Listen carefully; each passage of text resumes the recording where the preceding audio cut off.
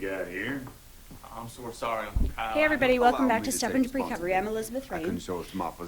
Last week we did step 6 of our Power of Positivity Recovery Guide.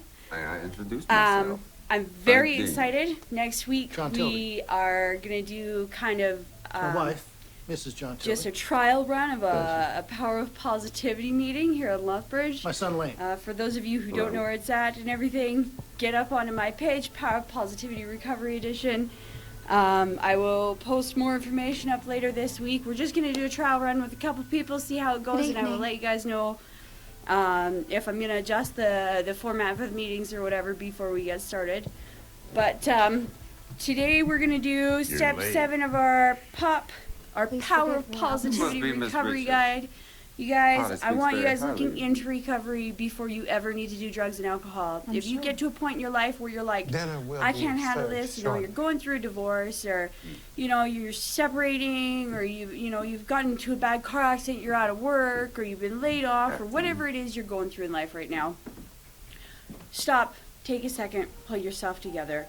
You do not need drugs and alcohol. Honestly, for a lot of people, there's no coming back from that. And drugs and alcohol are very hard on the system. Once you start that cycle, it's very difficult to get out. More importantly, you guys, you need to recover from chronic negativity in your life. There is this huge thing going on the internet right now. People are calling it the awakening. People are realizing that there is a better way, you know, than beating ourselves up over stuff that we can't control. You know, all these people, the generations underneath us, they're like, oh, well, this generation, you know, the millennials, they don't know what they're doing. They're destroying, da-da-da-da. Well, you know what? Take a look at the parenting. Take a look at the way they were raised and what they were shown growing up. And you know, take a look at how these children turned out and do the reverse of whatever the heck that was. And for a lot of us, it's just the chronic negativity. We have been pushed so hard in this culture and in this society to do better with the things we're not good at. And when you find something you're not good at, people will push you to want to improve on those things. People will push you, you know, you're not good at math, your teachers are like, here's a bad grade and you need to work on it more. If you're not good at, you know, language arts, your teacher, again, here's a bad grade, you need to do da-da-da-da-da extra work. There are groups and societies that are realizing that, you know, if you focus on the things you're really good at, you focus on the things you really love in life, that positivity and those good feelings, that is enough to make you want to be a successful person. It's enough to make you not want to do drugs and alcohol. I had to recover from chronic negativity when I cleaned up from drugs and alcohol. It was a very painful process, and for me, it was especially difficult because I hadn't known anything else. I didn't know, you know, how to be this bright, perky, sunshiny person. If you asked me for the brighter side of things, I would have laughed at you. I would have laughed at you so hard. I was that chronically negative person. I was that, you know, that depressed, that angry, you know, furious child who rebelled and ran away from home numerous times. Sorry, Mom. And, you know, it was just from one piece of negativity in my life to the next, to the next, to the next. And I spent a lot of my life in a chronically negative state. Step 7 today is we sought out the lessons within our shortcomings and applied them appropriately to life so that we may grow from them. We did so in an effort to achieve a sense of self-awareness that will help guide our actions daily. This was really difficult for me when I first started, mostly because of those uncomfortable feelings you sit in when you start to develop your sense of self-awareness. Once you realize, you know, what you're saying and what you're doing that's maybe not acceptable in society, when you realize, like, you go back on your list that you made last week, guys, take your character flaws and you know, be aware of them. Make sure you stay aware of them every day of your life. Don't ever forget them, and don't beat yourself. Mr. Allison, he does Forgiveness is the only way you're going to move forward with your life. When I started to get sober, I made that list. And again, I told you guys a couple weeks ago, I made that list. I sat on that list for 6 years. And that was probably one of the most toxic things I ever did, because I knew my my character flaws, and I knew what I should and shouldn't be doing, and somehow I took this list and I accepted that as who I was. This is who I am, and these are the really bad things I know how to do, but I'm good at doing these bad things, so this is how I'm going to live my life, because that's all I know. I chose not to move forward with looking for any coping skills or looking to develop any coping skills. I chose to not try to, to find the lessons within my shortcomings. I chose to not try and be a better person. And with that list, I basically used that list in the negatives to build myself a whole person of who I was and who I was going to be. When you take that list and you flip that around and you say, okay, well, this is my shortcoming, this is my character flaw, and this is how it's hurting somebody, and you flip that around and you say, well, this is what I'm going to do instead. I'm going to try this instead. You start building a whole brand new person. And pretty soon, you become somebody that nobody ever thought you could be, especially you. A year ago, I would have not thought that I was going to be here. A year ago, I was pregnant. I was expecting, my 6th C-section. I knew that Child and Family Services was going to take my baby. They had just taken my last one, and I was not at a good place in my life. I couldn't handle my bills. I was frequently on painkillers because I was pregnant, and so at that point I was addicted to like Tramadol and stuff like that. And I had taken so many painkillers that when my son was born, he was addicted to them, and that was something that was really hard for me to see. Knowing that I had I had taken all these painkillers, but that my doctor had prescribed them more so was a painful thing for me to have to accept. And it was definitely something I'm not proud of. But I was not at a good place in my life, and I would have not ever thought a year ago today that I was going to be here today. Through taking that list and switching it around and saying, okay, this is what I was doing, and I'm going to do the opposite of that because obviously I'm hurting people here. I have built myself this whole brand new life, and I'm doing really amazing things with my life, and I'm excited about life, and that's more important than anything. I'm excited about life. When I get up in the morning, I'm happy, and I'm happy to get up, and I'm happy to be around people I know and love. And I'm happy to come here and be doing this, awesome show with you guys.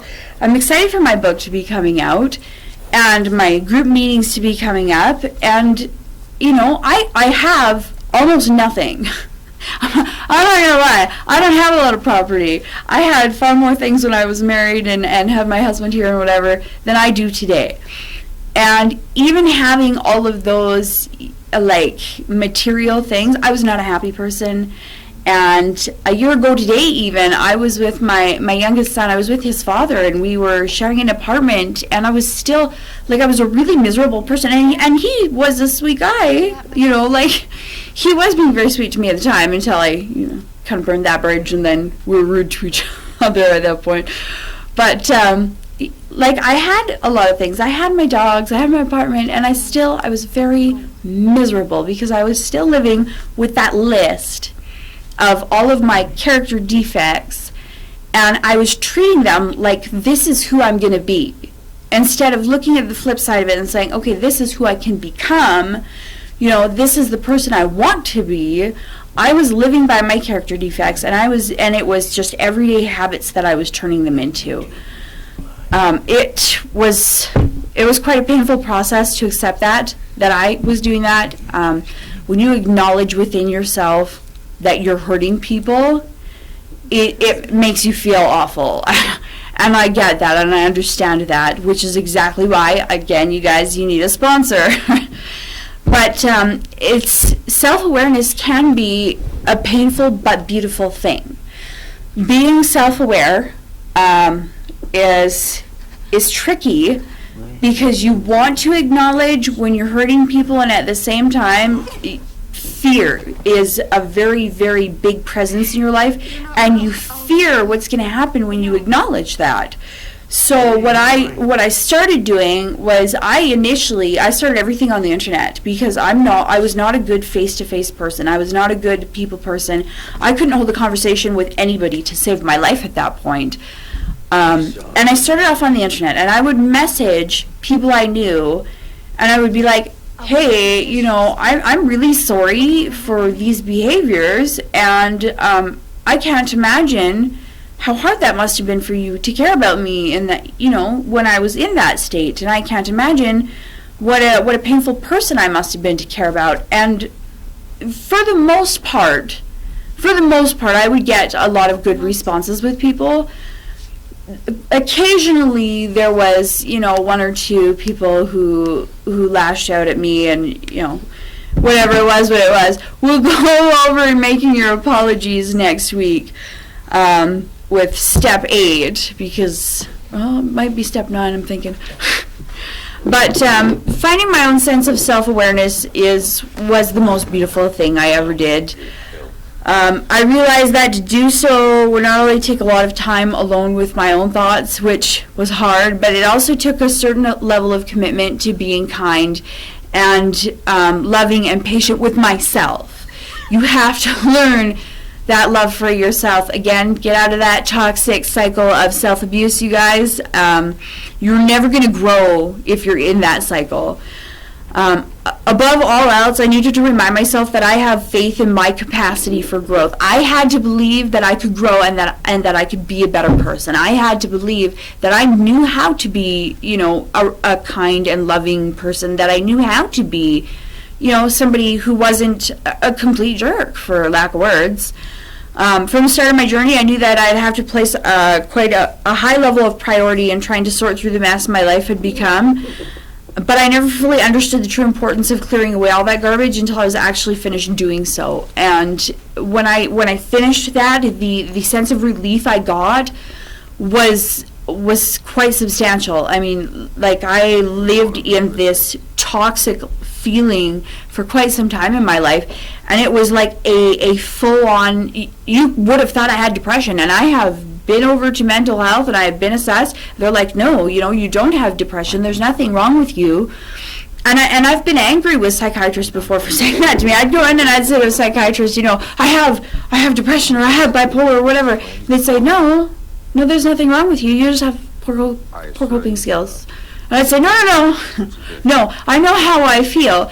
And all of that feeling was something that I brought onto myself. It was something that, by living in this toxic wasteland of my life, by living in this chronic negativity and the drama and the chaos and the hate, I was causing myself to be depressed. It wasn't that I actually have depression. It's not something I need to be medicated for. And I would say to my therapist all the time, oh, these meds make me feel so sick and I don't think they're working. Well, of course they were making me feel sick. I don't actually have depression. I just had, chronic negativity, and that was something I needed to recover from in a bad way. In order to achieve that, I had to place a firm awareness around practicing the principles of positivity. In doing so, I knew I would be able to extract the beauty from my pains, and that I could finally be free from myself. But when I did start doing this, the positive changes were quite intoxicating, you guys. Like, they are addicting all on their own, and it is something that you want to continue doing. Once you start seeing the results of self-improvement, it is very addicting. It's very addicting. It's something that you get stuck on very easily. Every change of me got me excited for more, and I went all in with it. It was such an intense process, and it was such an intense feeling that I was hooked. For days I couldn't get my nose out of my writing, and for weeks I went without any sort of 12-step sponsor, but I was excited to find one finally. And I have two. For this reason, I didn't always notice when I overdid things early on, and I caused myself to fall short on self-care. And that was difficult for me. Once I'd finally come to accept the fact that I held a certain level of hatred for the person that I had become, I developed an intense urge to change a person that I was, out of fear. And the person that I had the potential to be in the future. I had been extremely lucky that I found the will to change early on in life, you guys. Some people I know get into old age and, they're in their 50s, 60s, 70s, whatever. They're still alcoholics. They're still drug addicts, and they're still struggling with those changes. And I was lucky enough that I found that will, and that was something I found through my children. My children are the most important thing in my life, and I, knowing that my kids, regardless of everything that I had put them through, still held this compassion for me and this sense of unconditional love was what gave me my will back. Initially, I lost that drive and that get-go, and I've said this before. I see this meme on Facebook all the time. It says, I don't know how anybody could look at their children's face and for that to not be enough for them to want to make better choices. I do. And being somebody who knows how that feels, it's honestly, it's painful. And it's not that you look at your kids and that they're not enough. It's that you look at your kids and you know that how you are now, you're not enough. And it is, and you drive yourself down even further into that depression. You drive yourself down even further into that self-abuse cycle. And I looked at my kids, and I knew that the way I was and the person that I was being, I was not enough for them. And it was a painful thing for me to accept, and it was a painful thing for me to have to understand within myself. And that sense of self-awareness was what almost killed me. Because when I became aware of the fact that, no, I wasn't enough for my kids, and no, I wasn't doing good by them, I was... I was really hurt. And I didn't know if I could ever be enough because, driving myself down in that cycle of self-abuse was bad enough already. But then I had this whole world around me who has grown up on this idea that being hard on people is the way to do things. And, that beating people up over things that they're not good at is, we're going to teach them a lesson here. And being brought up in that world, that just added to it and compacted the issue, and it made it very difficult for me to want to clean up at that point. I didn't like me, and I didn't feel like anybody else around me did, because of this society that we've grown up in. There was no compassion, there was no understanding, and everybody says communication is key. Well, it's not. Comprehension is key. Comprehension is key in every situation because you can tell somebody something all you want, but that is focusing outward again. And a big part of communication is comprehension. That is within you. That is something that you control. That is something that you focus on. That is something that is in your power. Your communication with other people, how you come off, that is also in your power. But you can tell somebody a message a million times, and if they're not ready to receive that message, they're not going to understand it. They're not even going to care. Comprehension is key. When you can sit down and you can take yourself out of your shoes and you put yourself in somebody else's shoes and say, hey, this is how this person is feeling right now, and this is what this person is going through, and I'm gonna try and understand that and love them through it anyways. That is where you find your power. That is where you get your power back, and that is where you want to learn to become a better person. My children gave me that willpower back, and they are the best part of my life. And as little as I get to see them, which is crazy because I have less rights now as a sober person than I did as an addict. But, even getting to see them a couple of times a week, they give me that will. They give me that drive. So for those of you who haven't found that willpower to get out there, find something that you are absolutely compassionate about. Focus on that. Find the love in your life. Find the people who care about you. And even if they're people that you're not sure about, if somebody is giving you their attention, they are giving you a priceless gift, you guys. You cannot make it. You cannot buy it. Once you've given it away, you cannot get it back. If somebody's giving you their time, give it back to them, because I'll tell you, that comes off, you get that back 10 times over. If you want to have a better life, stop focusing so much on what you're getting, and focus more on what you're giving, because what you're giving is gonna change the whole world around you. When I was giving nothing but toxic hate and anger and drama and conflict and whatever, and I was refusing to apply my shortcomings to my life, and I was refusing to say, hey, look, this is where I failed. When I was refusing to acknowledge that, and I didn't have that sense of self-awareness, and I didn't apply my lessons to my life, that's where my life was really toxic, and it was really painful. It was hard to live in, and I didn't want to be me at that time. I didn't want to be alive at that time. I hated me, and I was causing everybody else around me to be uncomfortable with me, and I couldn't get past those moments in my life. I couldn't grow as a human. I finally, I had to accept that I was unsettled with who I was, and I took that list and I flipped it. And when I started giving, love, and I started giving affection, and I started, giving support, and, and more importantly, I started comprehending and taking the time to understand that that was a huge issue with me, what was going on in the world around me. I learned a certain level of respect for the people around me that I hadn't had before.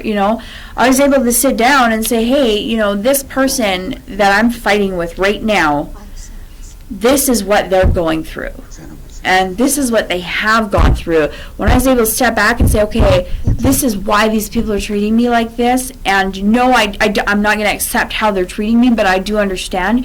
You learn a certain level of empathy for people and compassion, and that is an absolutely beautiful thing. When I started to become so aware of my feelings, it was overwhelming, and when I started to learn this empathy and this compassion, I knew that I had to leave, and I had to go find myself. And I don't know why people run away and go find themselves, but I did. And that was when I departed on my journey, and I was already pre-planning my escape. And when I did, I actually started running away again. I wasn't quite at a place of physical running yet, but I did find myself at a place in my life where I was actually just wanting to run away from myself on some mental level. And, the reputation that I had branded my name with was a wicked one. I knew I'd brutally and honestly destroyed myself. And I was quite a jerk, and since discarding the lesser side of myself, I have come to outgrow, a lot of things that I had been stuck in before. I learned to outgrow my habits. I've learned to outgrow this toxic, hateful, negative person I was before. And I can't even really recall how it's possible that I could have even survived my time spent in that toxic hate. I couldn't find stable housing. I couldn't get a job. I didn't have friends, and I had fallen so far into this illusion that drugs and alcohol were going to make me happier that I couldn't get myself back up. And even when people were saying to me, hey, these are your toxic behaviors, which I already had in my list, I already knew, and I'm concerned, I would say, no, it's fine, it's who I am, and you just have to accept me for who I am. That wasn't who I am. I am not all of these, terrible coping skills that I've learned.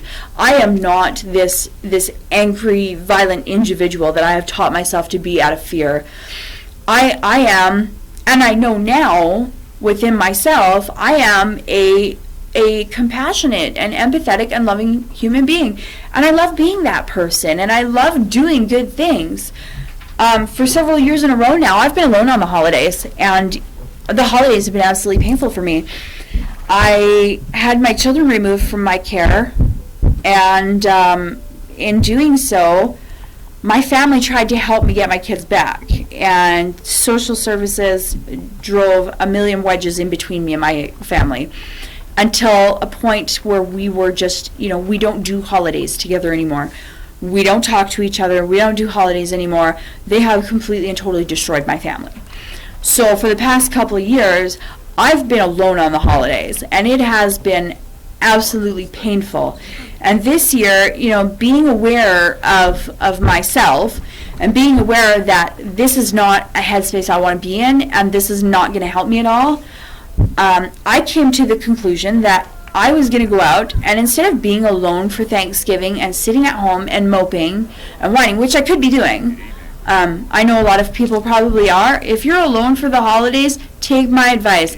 I went out and I signed up for some volunteer work because there are so many people that have far less than I do, and there are so many people that are going through such worse things than I am that, there's no reason for me to sit at home and mope.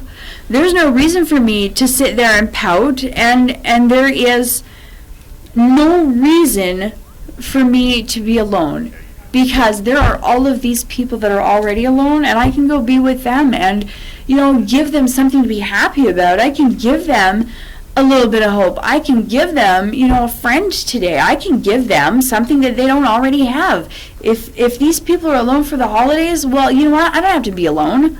I can go be with these other people who are also alone, and then guess what? We're not alone anymore. We're together.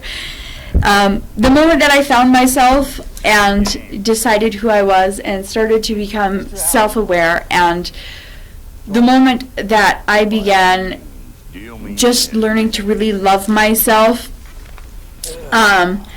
was the moment that I found myself able to regain my composure and stand up and choose to be reborn from this individual I was and move on.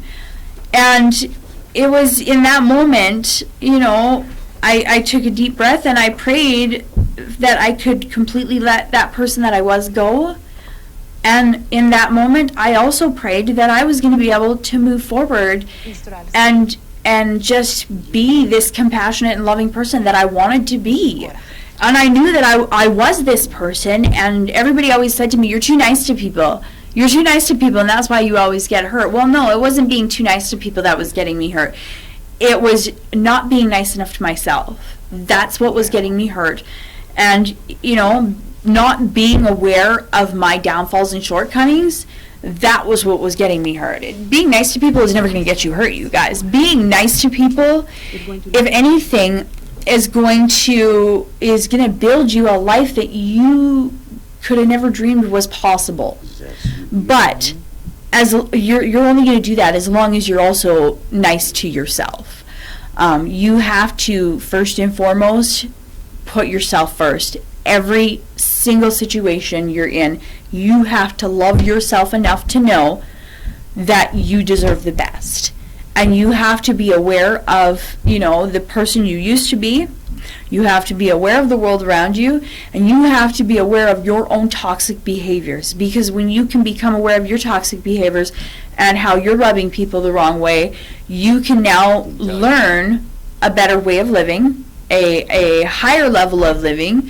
You can live in this mental headspace of just loving life regardless of what you do or don't have. I don't have anybody for the holidays, but I do have people for the holidays, because instead of focusing on the shortcoming itself and saying, I have pushed my whole family away because I was a jerk and so I just deserve to be alone and be a crappy person, I've now turned that around and said, hey, you know what, regardless of that, the bright side is now I have all of this extra free time to give to other people who don't have somebody for the holidays. And actually, after all was said and done, I did end up having somebody for the holidays anyways. Since becoming a better person, people like me a little bit more. I'm a little more tolerable now. And this morning, some of my friends from Kelowna surprised me and showed up here. And it was really great. I have two friends that drove out from Kelowna last night when they heard I was going to be alone, and they were like, no, you can't be alone for the holidays. We're going to come out, we're going to drive out there. And they arrived in Calgary this morning, so they're going to be doing volunteer work with me this holiday. And it was, it's beautiful. It's a beautiful thing to be able to sit down and say, hey, you know what? I'm going to toss aside this person I was before. These are my shortcomings. Flip that around. Become a better person, you guys. Build this great life for yourself that you didn't think you could have. in becoming Elizabeth, I finally found peace for the woman that I used to be. However, I was painfully aware that I wasn't certain I had processed any sort of skills that I would require to move forward with life. After a bit of thought, I had decided that if I wanted to truly find these skills, I would likely have to do so on my own, and I introduced Elizabeth to the world. And I got a new social media page, and I wrote my gateway poems that I read to you guys a couple weeks ago here. And those poems, they opened up some creative floodgates that I didn't even know existed. And I learned through my writing that, you know, I was really good at what I do, and more importantly, I didn't want to be this person. Those floods helped me clear the debris from my wreckage of my old life, and helped me restore my life to, you know, a sense of stability. And in any situation that life throws my way, it is the utmost importance that I place priority in dealing with these things as they come along now.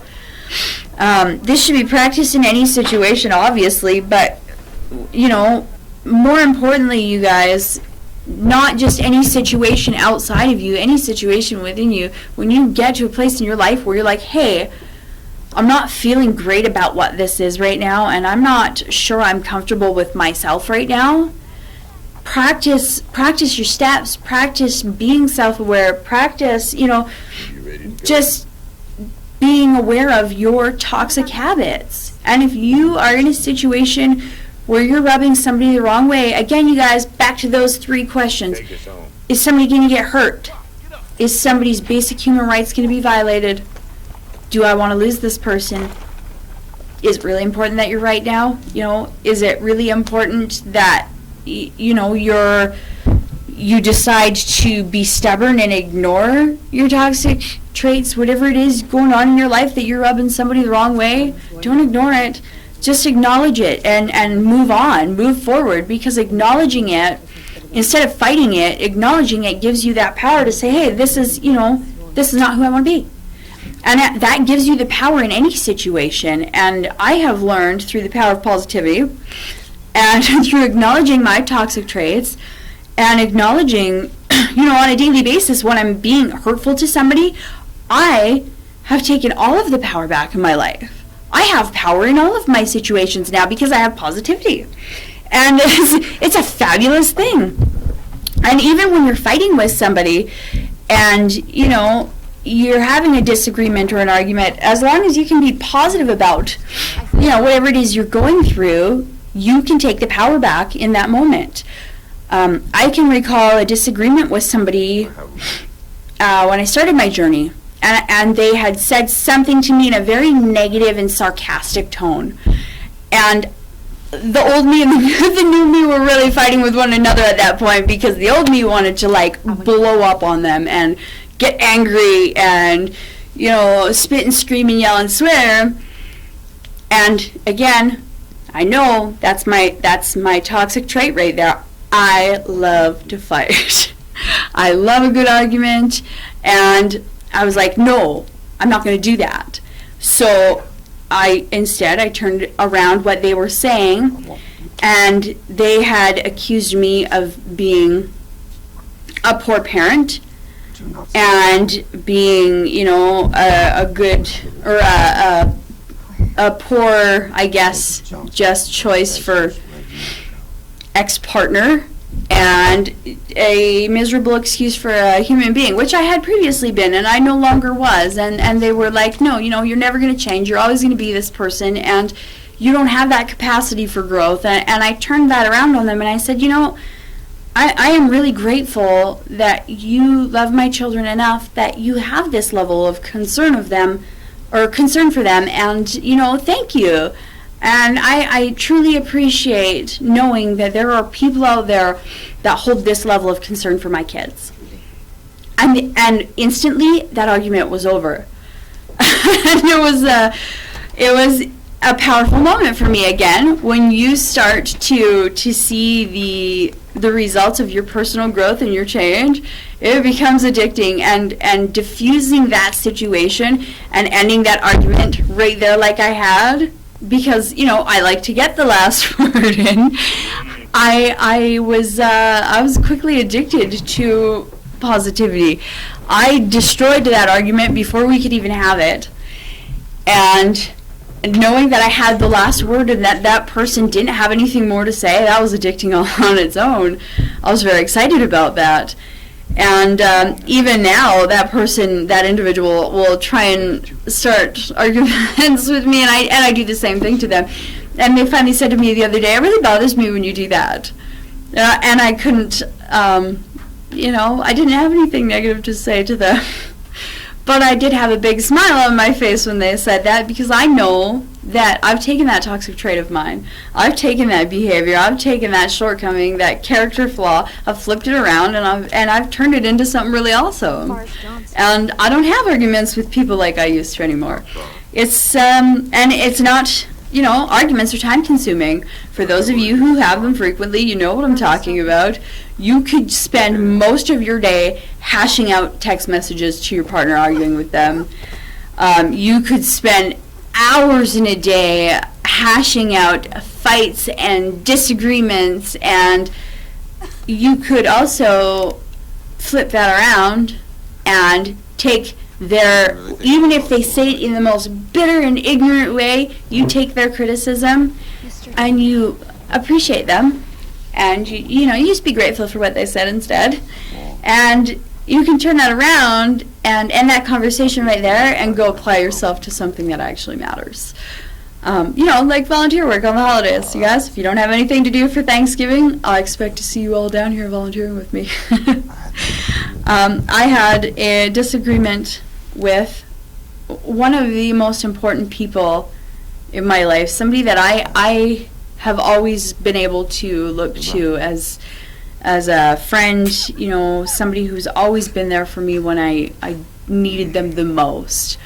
And I've not always treated this person great, but I did have a disagreement with them the other night, and we were fighting pretty hard about it, and I was hashing this message out to them, and I was angry, and they messaged me and said, "Well, would you like to go, watch a movie and hang out for a bit?" And I was like, "I like movies." They were like, "Good, I'm outside." I turned around and messaged them, and I'm like, "What if I hadn't said yes to you? Like, what if I hadn't, said okay? What if I hadn't done that?"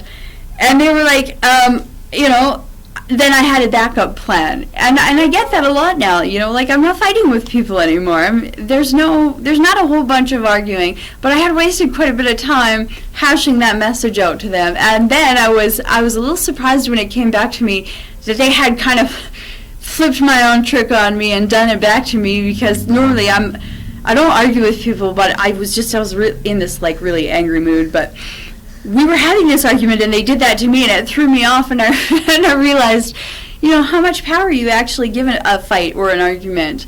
And when you live with your toxic traits, you live with your toxic behaviors, you live with those disagreements, you live with your character flaws, you waste a lot of time with them.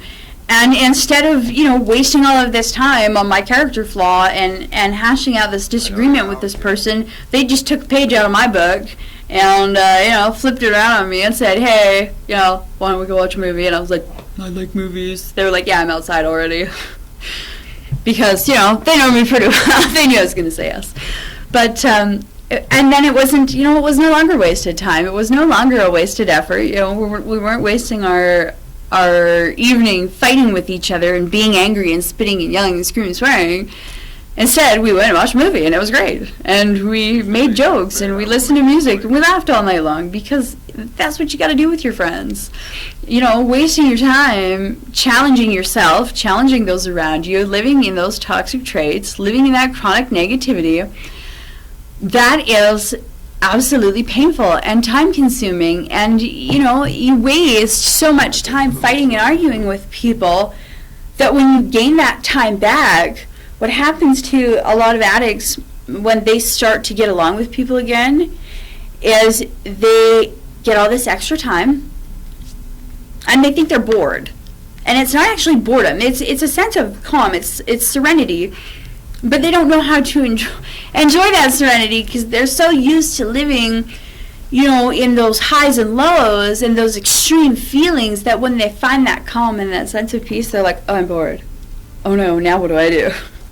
And a lot of people can't even recognize that they are just in a moment of serenity. They can't enjoy it and just sit back and say, I'm just going to live in this. I'm going to accept it. I'm going to love it. I'm going to enjoy it. And that has that's been something that I'm learning to do. I'm still learning to do. But finding those toxic traits and those toxic behaviors and learning from them and correcting yourself, you gain a lot of time back, and then you can find a lot of time for things like writing a book or doing a TV show or starting a recovery group, and it's very satisfying. A lot of people struggle with this. They will struggle with this when they start doing it. When I did what's called problem mapping, and I needed to find the positive part of my negative stuff. So I did what was called problem mapping, where you look at the negative thing and you find and you trace back, okay, well, what caused this negative thing? What caused this? What caused this? And eventually you'll get to that character flaw and you can correct it then. For me, a huge issue of mine, biggest reason I lost my kids was because I love them so much, and I wanted to just be the best mom I could be, and I wanted to just be there for them all the time, but I wasn't ready to share them, and I didn't want other people around them because those are my kids. and I hermited myself, and I would be with my kids 24 hours a day in my home, and it got to a point where I was, the school would irritate me, and I wouldn't send my kids to school the next day. I was mad at the school because, you guys made my son sad, and now you can't have him tomorrow. And by hermiting myself, I was hermiting my kids, and I was raising a generation of little hermits. And I had to look at, I lost my kids, and I lost my kids. Why? Because I was doing this and this and this. Well, what's the lesson I can learn from that? Well, now my kids are living life, and they're loving it, and they're doing really great things. My own daughter's awesome at gymnastics. My son wants to be an architect, which is amazing. He's in grade 2 doing like super comprehensive math and stuff. But my kids are learning to love life, and they're not hermits anymore, because now I know, this is my character flaw. I'm letting them go out. I'm letting them see the world. And, I'm signing for them to do awesome things like my aunt, she's pretty cool. She took my daughter to Las Vegas last week, and we got to hear all about it. So it was very exciting for her. 2 of my other kids got to go out to BC with their foster mom, who I love. I call her my co-mom, and we are, by looking at those character flaws and by reversing them and by changing them, we're learning to enjoy life. We're getting to have these life experiences that we wouldn't have before because I was a hermit. And, I recognize that that's my character flaw. I recognize that I'm not great in public. I recognize that I'm not, or I guess I wasn't great in public. I wasn't good with people, and I wasn't good at speaking or whatever. And I recognized that character flaw within me, and I said, I need to figure out how to be around people so that so that we can enjoy life. I started to build a baseline for how I was going to do that. And it started off on the internet talking to people. And once I got more comfortable talking to people on the internet, and I realized that, hey, people don't hate me as much as I do, well, then it became easier for me to just start talking, in person to people.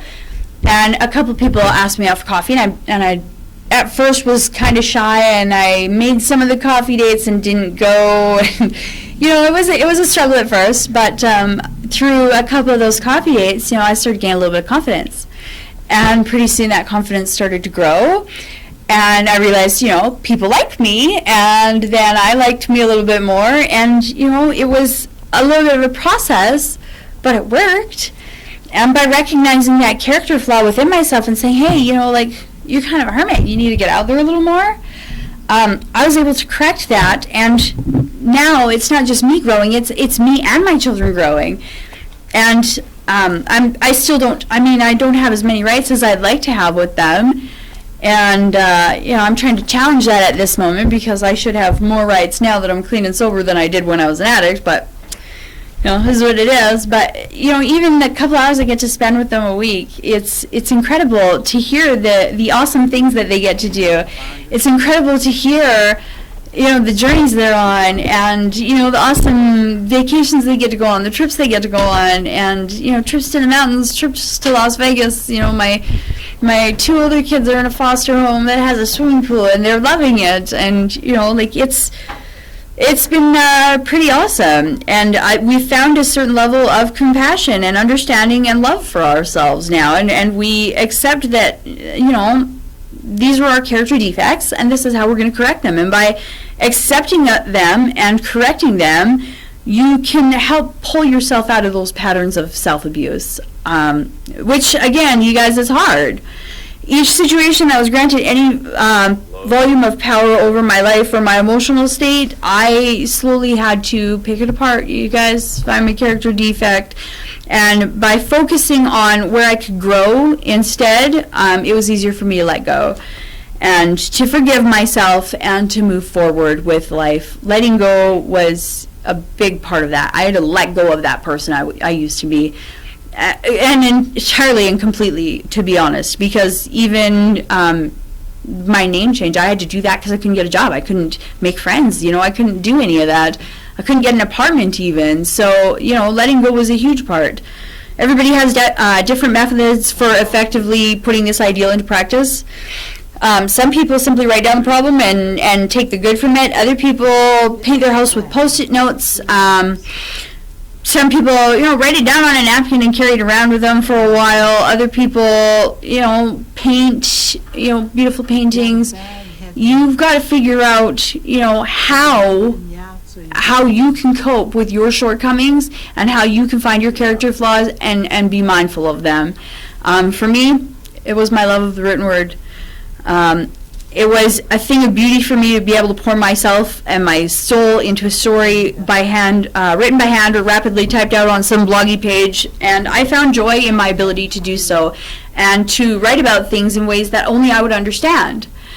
And what was hidden in between those lines was just a message for me. And other people, they read this one story, and I know what's hidden in those lines. I know, the story behind it. And for me, there is a deeper meaning to most of the things I write. And sometimes I'll look back on things that I've written, and I have no idea what that is. But I have this beautiful piece that I wrote because, something was affecting me. And some of them appear to be nothing more than simple notions that I've given a thought to, that I may have given a second thought to in my own secret in plain sight, but my life it has been boldly scrawled across random papers, discussed in blogs across Canada. I've put it all up on Facebook, and some of it is right there, and people know, this is me, this is who I am. And some of it is just, me hidden in between the lines of poems and stuff like that. And it gave me a way to really soak in the full multitude of what I was feeling. And I found beauty with each of those pieces that I wrote, and I felt blessed for my ability to write this poetic art. And then I could leave the rest behind, and that was a big part of my healing. If I wasn't writing, I was reading. I love my little Dyer pocketbooks. I have told you guys this a million times.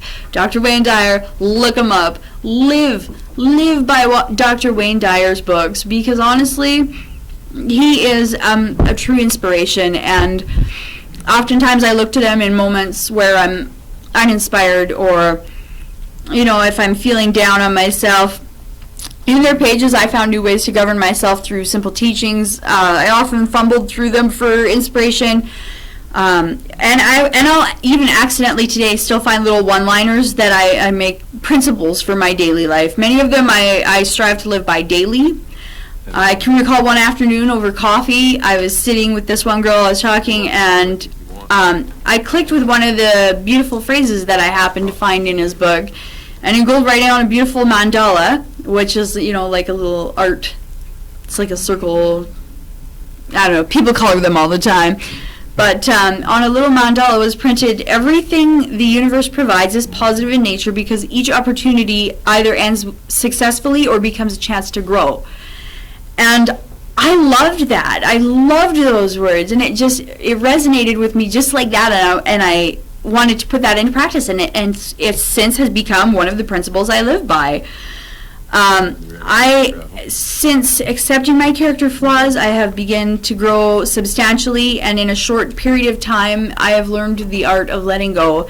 I've grown into somebody that I actually care for, and, I took each of those lessons and I crafted, for myself, from the walls of my social media or in the page of my Zenned Out books, basic principles to live by. And with each one, I found it really difficult to accept and take in. I would write and turn it into something, something new that I could be doing. I would take it and flip it to the reverse, and pretty soon I had these beautiful, I guess, just these stories, these life lessons, these patterns I wanted to live by, and I have grown into a whole brand new person, which is exactly why I went out and changed my name. Because if you ask me today, I don't resonate with any part of my old life, like I don't resonate with any of it. I don't recognize that person anymore, and I still, at the same time, I appreciate her because she fought hard to get me to where I am today. And where I am today is beautiful, and it's getting more and more beautiful every day. And even the ugly parts of my life are turning into something really beautiful. I am in a huge battle to try and get my kids back, which is going very ugly. And at the same time, it's very beautiful because what I'm doing now is I'm going to try and change the system so that, other people don't have to suffer what I'm suffering through. Other people don't have to go through what I'm going through. I now know that I'm in a good place in my life, and because I've accepted those character flaws and I've turned them into something good, and I'm being more compassionate and empathetic, I don't question whether I'm doing the right thing anymore. I know I'm doing the right thing, and when I know I'm doing the right thing, that's a whole lot easier for me to say, no, people are getting hurt here, and this is how I can make a change. And it's been a beautiful journey. It has been absolutely great. So it's, take your character flaws, you guys. Take that list from last week and go sit down with your sponsor and decide how you can move forward with those. Decide how you can forgive yourself. Take, the lessons, your shortcomings, apply them to your daily life. Get up on my page, Power of Positivity Recovery Edition. Tell me your shortcoming. Tell me what your plan is to fix that for this week, you guys. Tell me what your plan is to move forward. I love to hear your stories. I love getting your mail. And to the gentleman that's taught me them all this week, you're fabulous. I love you. I'm so glad that you watch my show. Keep watching it. Keep doing that good work, buddy. I'm so proud of you. Pop up on my page, you guys. Join my page. Add me, Elizabeth Rain, and I will see you next week for Step 8.